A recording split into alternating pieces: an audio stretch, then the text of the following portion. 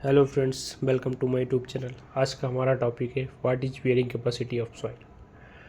Definition: the bearing capacity of soil is the maximum load per unit area that the ground can safely support without failure or excessive settlement. मतलब किसी भी structure का ground या फिर कोई भी strata हो, चाहे हार्ड स्टाटा हो सकता है, आपका वीक स्टाटा हो सकता है, क्ले हो सकता है, उस पर जो आने वाला पर यूनिट एरिया पर जो वेट है वो इतना एक्सेसिव ना हो, इतना एक्सेसिव ना हो कि वो किसी भी स्ट्रक्चर को फेल कर सके या उस स्ट्रक्चर के कारण आपका कोई भी स्ट्रक्चर सेटल कर सके। उसको हम लोग बोलते हैं bearing capacity of soil. Types of bearing capacity: ultimate bearing capacity, the maximum load the soil can carry before it fails. मतलब फेल होने से पहले सॉइल कितना मैक्सिमम लोड ले सकती है, वही उस सॉइल का बेयरिंग कैपेसिटी कहलाएगा। उसको बोलते हैं ultimate bearing capacity. Safe bearing capacity, the load per unit area that can be applied safely, consider a factor of safety. Usually इसको टेक हम लोग लेते हैं 2.5 से लेके 3 के बीच में। Allowable bearing pressure, the pressure that causes acceptable settlement, no structure damage, इसको बोलते हैं हम लोग allowable bearing pressure। अब हम बात करते हैं factors affecting bearing capacity. Bearing capacity को क्या क्या फैक्टर्स अफेक्ट करते हैं। नंबर 1 अपना है type of soil. Type of soil clay, sand, gravel और रॉक। इसमें जो रॉक होगा वो किसी भी स्ट्रक्चर या बिल्डिंग पे आने वाला जो लोड होगा सॉइल पे वो ज़्यादा बियर कर सकेगा। तो अब इसलिए कि रॉक की बियरिंग कैपेसिटी सबसे ज़्यादा होगी, उसके बाद आपका सैंड का, उसके बाद आपका क्ले का, उसके बाद moisture content. Water reducer strength specially in clay, उसमें आपका अपवर्ड डायरेक्शन में एक फोर्स कार्य करने लगता है, जिससे क्या होता है वो बेयरिंग कैपेसिटी ऑफ सॉइल को कम कर देता है। इसलिए मॉइस्चर कंटेंट भी आपका इफेक्ट करता है। नंबर 3 है आपका depth of foundation. Deeper foundation usually have higher bearing capacity.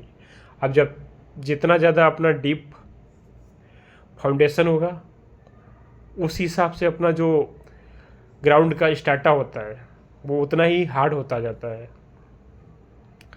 उसके कारण उसकी बियरिंग कैपेसिटी क्या है, बढ़ती जाती है। नंबर 4 पे breadth as shape of foundation.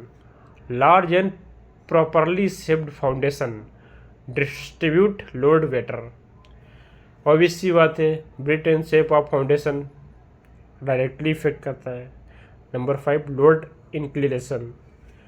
Eccentric और inclined loads reduce bearing capacity. Eccentric होगा तो कोई भी लोड अगर इसेंट्रिक आ रहा होगा तो उस कंडीशन में आपका जो सेटलमेंट होगा वो अनइक्वल सेटलमेंट होगा और उसके कारण शियर फेल्यूर के चांसेस जो है वो सॉइल के ज़्यादा पड़ जाते हैं। नंबर 6 पे ground water level. High water table decreases effective stress and strength. Pore water pressure जिसको बोलते हैं, आपको पोर वाटर प्रेशर भी आपका अपवर्ड डायरेक्शन में लगने लगता है। उसकी वजह से सॉइल की जो बेयरिंग कैपेसिटी होती है वो भी आपका कम हो जाता है। अब बात करते हैं हम लोग effect of bearing capacity on structure. अब स्ट्रक्चर पे इफेक्ट क्या पड़ते हैं bearing capacity. High bearing capacity, strong foundation possible. जितना ज़्यादा आपका स्टाटा जो है या आप जितनी भी ज़्यादा सॉइल की बेयरिंग कैपेसिटी अच्छी होगी उस कंडीशन में स्ट्रॉन्ग फाउंडेशन पॉसिबल है, लेस सेटलमेंट होगा और स्ट्रक्चर भी क्या होगा, स्टेबल स्ट्रक्चर बनेगा। लो बेयरिंग कैपेसिटी की केस में जैसे ब्लैक कॉटन सॉइल हो गया, उस कंडीशंस में क्या होता है सॉइल फेल्स और सेटल्ड अनइवनली, मतलब उसका जो सेटलमेंट होता है अनइक्वल होता है। उस कंडीशन में आपका जो अनइक्वल सेटलमेंट होगा तो क्रैक्स आएंगे, कोई भी स्ट्रक्चर में क्रैक्स इन वॉल्स, टिल्टिंग होगा उसका और इवन कोलैप्स भी हो सकता है। Uneven bearing capacity, differential settlement जिसको बोलते हैं, स्ट्रक्चरल डिस्टोरेशन और डैमेज जिसके कारण होगा आपका। इंजीनियरिंग कॉन्सेप्ट क्या कहते हैं, हम लोग कैसे कैलकुलेट करते हैं बेयरिंग कैपेसिटी को। नंबर 1 है उसका फेल्यूर कैसे होता है किसी भी सॉइल का। Shear failure occurs when soil can't resist the load, foundation punches through soil. वो सॉइल को क्या कर देता है, पंच कर देता है, उसको share failure. Settlement failure occurs when soil compresses too much under the load. इतना ज़्यादा लोड आ जाएगा कि सॉइल की बेयरिंग कैपेसिटी से ज़्यादा अगर लोड आ जाएगा तो वो क्या करेगा, उस सॉइल को क्या करेगा, इतना कंप्रेस कर देगा, उसके कारण जो एयर वाइट्स होंगे उसके वो बाहर चले जाएंगे और उसका सेटलमेंट हो जाएगा। टू अवॉइड फेल्यूर्स को हम लोग रोकने के लिए हम लोग क्या करते हैं, एक फैक्टर ऑफ सेफ्टी लेते हैं। मान लीजिए किसी भी हार्ड स्टेटा हो, आपका वीक स्टेटा हो, आपका 100 न्यूटन प्रति mm² का मान लीजिए एक पॉइंट लोड आना था, और आपका जो बेयरिंग कैपेसिटी है, आपका जो मैक्सिमम बेयरिंग कैपेसिटी है आपका स्ट्रक्चर का, वो 150 न्यूटन प्रति mm² आपका सॉइल का है। तो हम मैक्सिमम को ना पकड़ के उसमें एक फैक्टर ऑफ सेफ्टी से डिवाइड कर देते हैं कि अल्टीमेट हम उसी को मान के चलते हैं कि इस लोड के लिए हम लोग डिज़ाइन कर रहे हैं, उससे हमारा स्ट्रक्चर क्या होता है, सेफ होता है। जैसे फार्मूला दिया Q safe is equal to Q ultimate, मतलब अल्टीमेट कितना सॉइल वो लोड को बियर कर सकता है,